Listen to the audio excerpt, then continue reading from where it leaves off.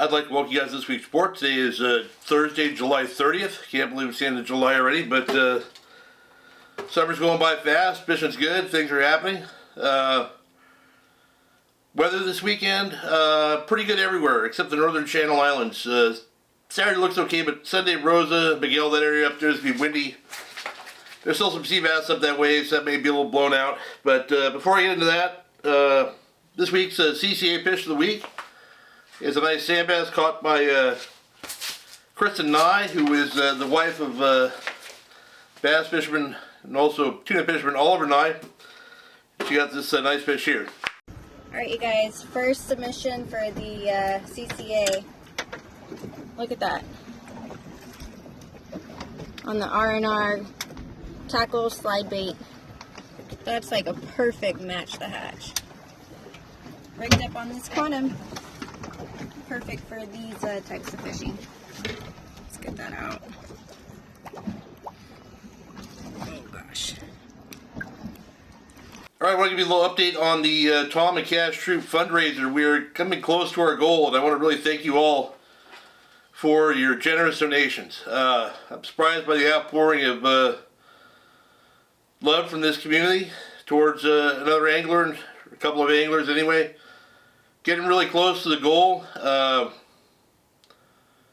Gonna still hopefully raise money through this weekend, and depending on how it goes after this video, I'm pretty sure we're going to be done if we get even a small response. So if you've been on the fence about donating, I really appreciate it if you would. Like I said, all funds raised are going to be used 100% for charity, or I wouldn't call it charity. It's helping these guys out. I'm going to get them to the boat shop. I'm going to pay their bill there with the money we raise. All the extra money we raise, if there is any, will go to War Heroes on Water. Takes out wounded veterans. Next week I'll be making a Microsoft, whatever the sheets or whatever it is that you can see like a spreadsheet online available. Shows everybody's donation to the dollar. And breakdown of the spending of it. I'll be doing a raffle, and the way the raffle is going to work is that if you donate anything, you get a ticket. If you donate more than $10, you get a ticket for each $10 you donate. I have all the names listed in a different Excel spreadsheet, and basically if you donate $50, your name is in there 5 times. So right now it looks like I have 3 or 4 major prizes. Tom and Cash just volunteered to take out one of the donators once they get their boat ready for a day of fishing. So that'll probably be our 4th prize. I'm going to use a random number generator to pick 4 names. Once the name is picked, I will remove all other versions of that name from the data sheet or the Excel spreadsheet before doing the next pick. I want these to go to 4 different guys. And then since there's no grand prize or anything, since all the prizes are basically the same kind of thing, I'm just going to do, when I get those 4 people, I'm going to randomly choose people for those prizes. I'll do it all online so you guys can watch, see what's going on, and then I'll try and get together with you guys for getting these prizes out. But yeah, Tom posted a little video on Instagram today saying how thankful he is. I want to share that with you guys here. Eric from Bloody Decks Bight report hit me up and was just very persistent about wanting to help, and I tried to decline it as much as I could, because you know I always want to do things within my means. You know, I'm not a flashy person. If I can get out there, I'm happy. So I think that shows with, you know, the platform we were fishing off for so many years was the SS Bait Basher. As long as it floated, we were happy. But you know, Eric really mentioned some really cool things and said, hey man, I honestly, I want to put together a tournament or something like that with the community. And how could I say no? I mean, it was just so freaking cool that he was going to do something like that in my son and I's honor to help us out. So I ended up saying, yeah, that sounds great. And I know Eric and Matt, Fish Painter, Decker, all those guys fish together and hang out, and we're spitballing a lot of ideas, and you know, ultimately came up with this raffle and outreach to the community just to kind of let them know our situation. I personally have had zero time to think about fishing ever since the boat broke. I'm so wrapped up in work and moving and life that I haven't even seen the water in 2 weeks. That's out of control for me. Like it's unreal. Anybody that knows me. So, but I'm just crushed every time I open up my phone and see the kindness of everybody banding together and helping us out with donations or sharing the posts that Eric and the guys put out. And then I worked till midnight last night and stopped at Jack in the Box to grab a bite real quick. And I opened up my phone and I saw a video that Eric, Matt, Fish Painter, Bobby Martinez had all took time out of their day to put together. And it just moved me beyond words. What's going on in this community is just unreal, and I can't say thank you enough to every single person, everybody that I mentioned for their participation. Stealth Sticks is kicking down a rod. Bobby's kicking down stuff. A rod reel combo for the raffle. Eric is putting in rod reel. He's wrapping one. He's putting a reel on the rod that Stealth Sticks is donating. I mean, unreal. Unreal. I would never ask for anything like this, and I can't believe it's happening. So, extremely touching. I want to thank everybody, and I want to thank all the people that donated. And by that, I mean whether you took time to just share the post, or you actually had a couple bucks to throw in. I can't thank you enough, because this project is so back burner for me. Like, I have no resources in this regard at all. So it's touching, moving, and inspiring. This good deed came from Garrett Chin, who the Miyagi Flukester, if you follow him on Instagram. He was getting rid of a trolling motor, and Eric hit him up, and Garrett gave it to him. I didn't ask for any money. I said, hey man, someone did something nice for me and I'd like to repay the favor. Just do the same thing. And that's totally exactly how I roll. Anybody that knows me, man, I'll give you the shirt off my back while I'm wearing it, if you need it. And, that spurred Eric to do what he's doing now, which has spurred a lot of other people to chip in too. But, I learned this a long time ago from T, back when I was doing the angler tournaments. I forgot the name of them, Spotty Chasers. And T came down and introduced himself and his way of passing blessings instead of counting them. So, don't count your blessings, pass them. Dude, that's what's happening. And I've never felt light like this shine back at me so positively that I can ever remember. So, beyond gratitude, man, I can't thank everybody enough. Eric texts me that we're extremely close to the goal.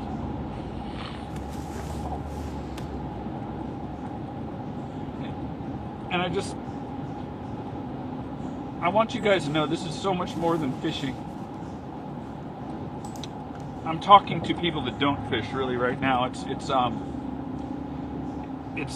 mental health.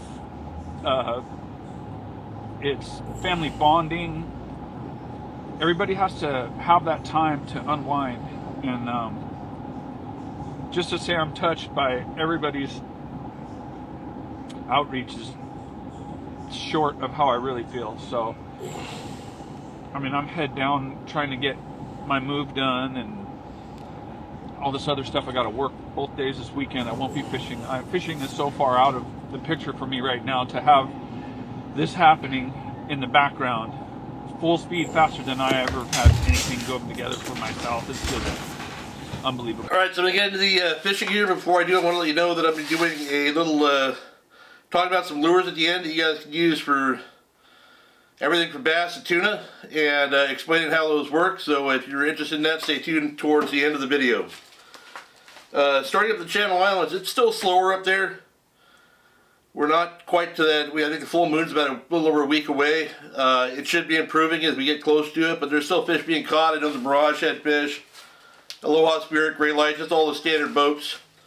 Getting nice halibut, nice sea bass, a few big yellows.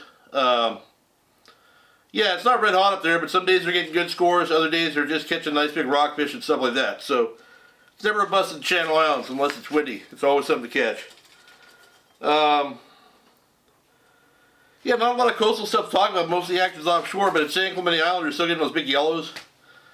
Mostly at night, in the squid grounds. I know the Freedom was out there, they had a bunch big ones the other night. I know the Thunderbird's been finishing out there, the Fury, they've been getting them on their overnight trips and then also running offshore as well. Not a lot of bass coverage. The only bass guys I know fished bluefin over the weekend.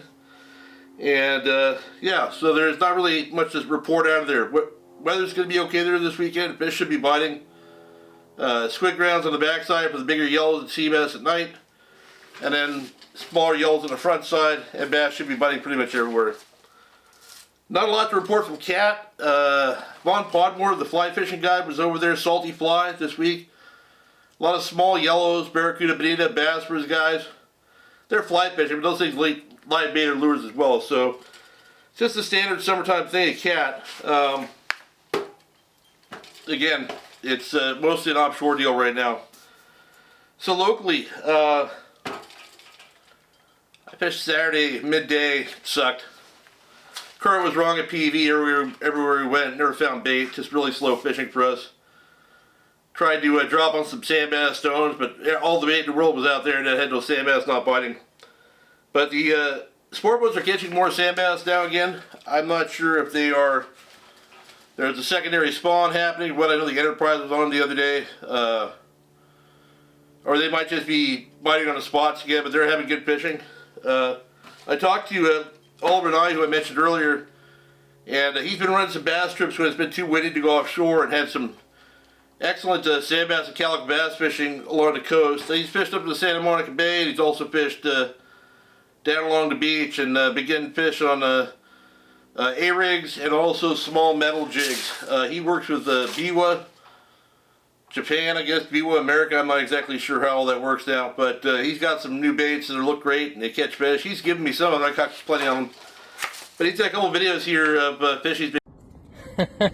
These bigger bass are eating this thing, man. 5-inch scorpio tail from Biwa. We're fishing the silver minnow color with some chartreuse and white defiant jig heads. Oh, please don't bite my thumb. Oh, he's biting it. He's a jerk. And yeah, we've caught several of this class on that rig today. Thanks. Come get you some bass hand.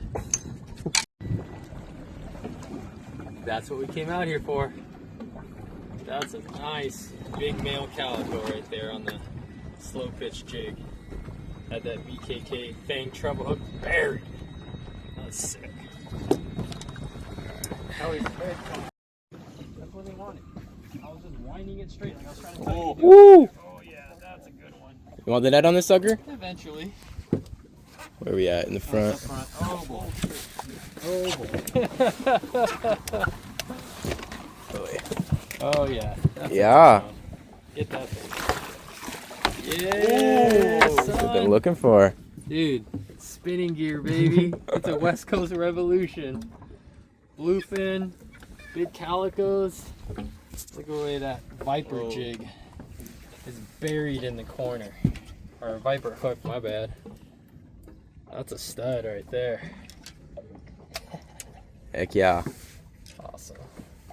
Yeah, so I know I talk about this all the time, but you know, Oliver mentioned it the other day when I talked to him that he's running, you know, not just bass trips, but bass training trips. If you got your own boat, you want to learn how to go and fish structure spots for calipers and sand bass, or go fish for caliper, things like that.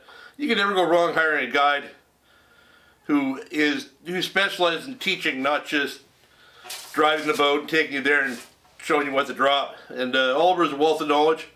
He's got trips available both through local bass trips and also tuna trips. If you'd like to learn how to go and fly a kite, get a fish on a flying fish, or throw a popper for tuna, or just go catch calico with your kids or sand bass, definitely worth looking up. He's at Big Bass Streams on most social media and YouTube. So I got something I haven't haven't gotten previously, I got a short pounder report from Marcus, who was fishing at Newport Harbor and got just this absolute monster spotty. So it was about 4 pounds, and nice to see that great a fish still in there. It's one of the biggest fish I've ever heard of coming out of there. But good job to him, and thanks for sharing that photo. Going forward, I'm going to have an opportunity, if you guys want to do report stuff to me, I'm going to be setting something up with the forums on BD Outdoors where you can post a report, tag me in it, and get an opportunity to have your report shared here. So I'll have more information about that next week. Yeah, but jump down to the Coronados. They're finally biting. It's been a long time. I feel bad for the guys that have been relegated to fishing there previously, but now it's good. Guys have been getting yellows the last few weeks. Really good grade. I know the Lucky Bee has been on them pretty consistently. The Mission Bell. Most of the other boats fishing down that way, but there's also bluefin in the mix as well. The San Diego, I think it was yesterday, had 33 bluefin on the anchor to go along with yellows, bass, barracuda, things like that. So really shaping up down there. As long as that water stays clean, those fish should stick around. Conditions are finally straightening out down there. If you go down there, there's gonna be a bunch of boats as usual because it's close. I take a look at what those guys are doing, and I would try and find somewhere else that I could do that same thing without all those boats there. And especially the Coronados, turn birds are always a good sign if something happens. You see some turns working or looking real hard, might be worth slowing down and slow trolling a sardine or throwing a service iron around. I would leave the gangbangs, for lack of a better term, to the other guys, because the sea lions get really bad down there and they will just ruin your day, and they tend to go where the sport boats are. So you can, sport boats have all the sea lions, you can go and catch your own fish without worrying about it. Yeah, I talked to my friend Marcus, who was down there over this week again, and I think he fished in the vendetta. I didn't ask, I just looked at the boat and it kind of looks like that, or the vendetta 2 or whatever it is, and he had a bunch of yellows. He said 20 to 25 pound line with a number 4 hook and a small sardine. There's not a lot of big bait, which is key to getting fly line bites. And he said that when the fish came up well, they were biting the service iron as well. Real nice grade of fish too. I like to see that. So before I'm gonna head offshore, and I'm gonna talk about the lures I was gonna talk about afterwards. First marlin of the year was caught by other than one they got in the legend. First marlin that guys were actually fishing for marlin was caught. It was the first flag for the Peskies and also the Balboa England Club. Caught by Bruce aboard Swagger over the weekend. And he saw their fish in the area. He was below Catalina, so that's a good sign of early marlin in the area. I don't know how early it is, but they're certainly nice to see them around before middle of August. So if you're going out, and have your marlin caster ready, bring a mackerel. Same with the swordfish caster if you're into that kind of stuff. When we go offshore these days, we always have both those things packed, and at least 1 or 2 mackerel in the tank with us in case we get a shot. So the bluefin are biting all over the place now. They're biting from the Coronados to basically Santa Barbara Island and everywhere in between. Lately, the best action's been above Clemente. Kind of like triangulation between the west end of Cat, west end of Clemente, and Santa Barbara Island, but there are fish in other areas. It's a mix of fish from 30 pounds up to 200. Different schools show up, different spots, different days. I just talked to my friend Jonathan Madrano, who was out today, and he fished somewhere out in that general area. He's very tight-lipped about those kind of things. But he said it was wide open 30 to 80 pound bluefin. And the fishing was so good that him and his buddy just put single hooks on their topwater lures and pinched the barbs down, and they ended up catching 16 bluefin from 30 to 80 pounds, releasing them. So a lot of good fishing going on right now. Other days there are a lot of fish around, but they're not up foaming around. They're hard to get on. Gary Reyes and Jay Jones fished, I think it was Sunday. Found a bunch of fish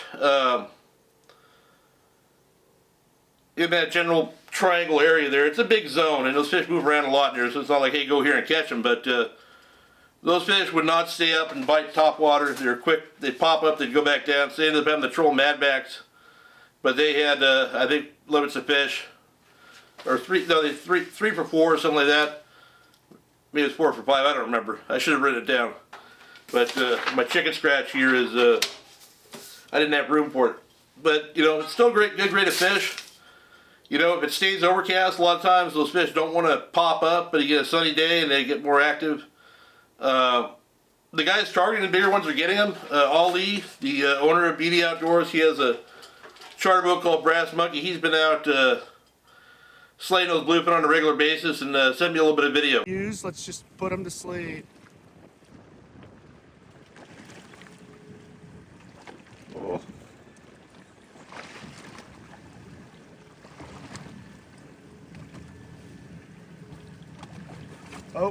Oh. Oh, he's in the side. Yeah, very. Yeah, roll. Go ahead, Josh. Smoke his ass. Well done, sir. Just watch that hook on my gel coat, please. Yep. Oh, dude. Watch your feet, Josh. Watch your feet.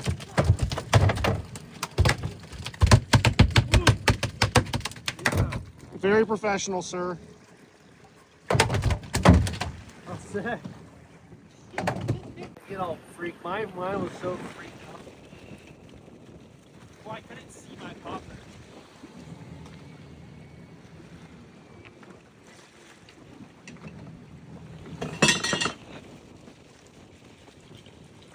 Shit, that's not a rat, dude.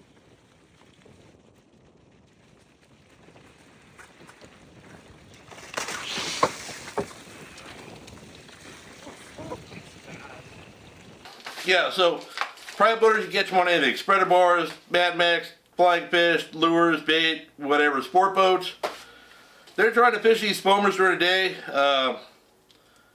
It's a lot harder to get 30 guys hooked up on a spot than it is to get 2 or 3. But they are biting top water. The small cold sniper type lures are still working for them.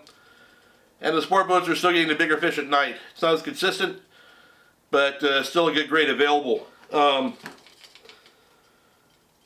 Yeah, so talking about lures, I'm thinking about running Saturday offshore, or maybe do a Calico Island morning thing and then slide offshore and fish the afternoon for bluefin.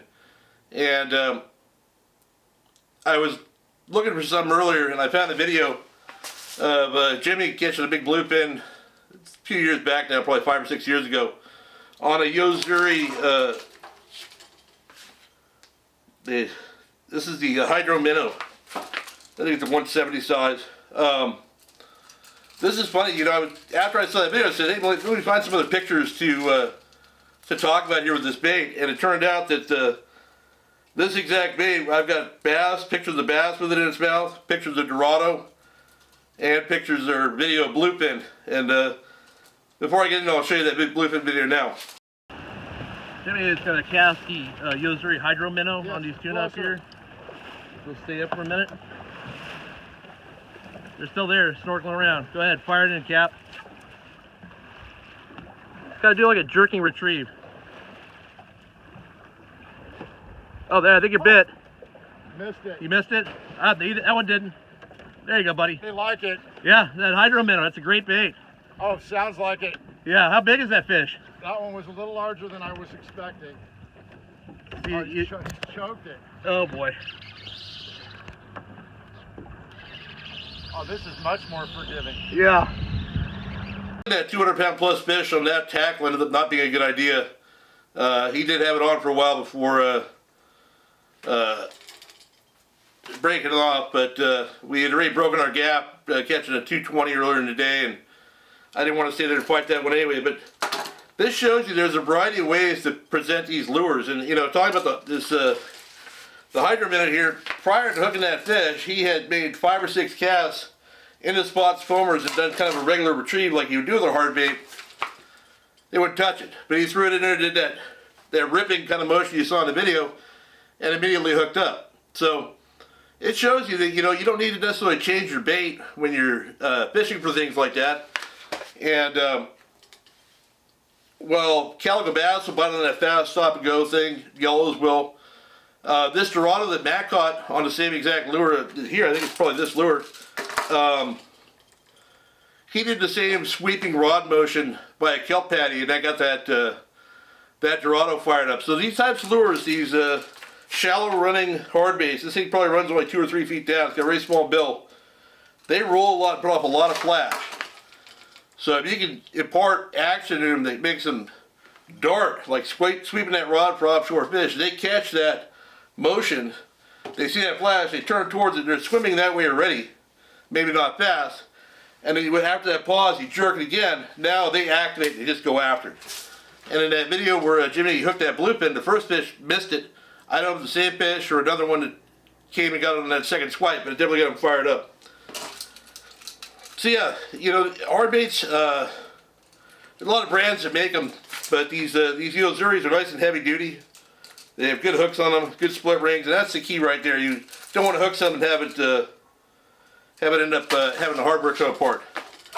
But you know, speaking of that, these fish being on anchovies, I talked to Jonathan today, made me think of his favorite lure, which is the little Yozuri Hydro Pencil. This is the 130 size. I've caught fish up to maybe 80 pounds on this bait, bluefin. Jonathan's caught fish over 150 on it. I wouldn't cast this lure to 150 pound fish because it's too light to throw on the heavier gear that I would throw. But since he fishes spinning tackle, he can get that right in there, even on heavy spinning tackle. And this is a great bait because all you really need to do is just cast into the middle of the foamer and let it sit there.